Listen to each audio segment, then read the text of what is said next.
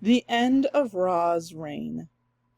During his reign, Ra had grown more and more weary of the humans' attempts at rebellion. He was very old now, and wished only for a peaceful life.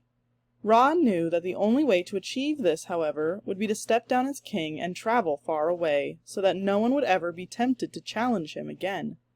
He gathered together all of the gods to tell them his decision. "My heart is heavy, and my body is tired," Ra told them. "It is time I gave up my throne." "No!" they cried out at once. "You cannot go! Who will lead us?" Ra had made up his mind, however, and could not be persuaded to remain. "If you must go, then we cannot stop you," said Nun eventually. "We are your family, and we will support you in your decision. Someone must take your place as king, though." Nun then addressed Shu, god of the air. "Shu, you shall rule in Ra's place and watch over the world. As king you will also protect Ra from the humans who threaten him." Next, Nun spoke to Nut, Shu's daughter and goddess of the sky. "Nut, you will have the most important task of all, for you shall carry Ra on your back so that he can live high above the earth where he will be safe."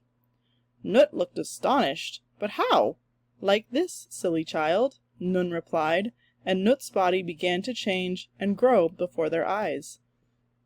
Nut was transformed into a giant cow, covered in the stars of the sky. Now Ra was able to climb easily upon Nut's back.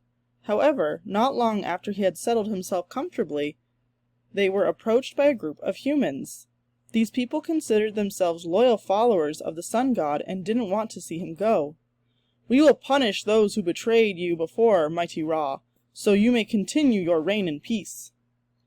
Ra was not concerned with vengeance, however. He only wanted to rest, so he ignored them altogether.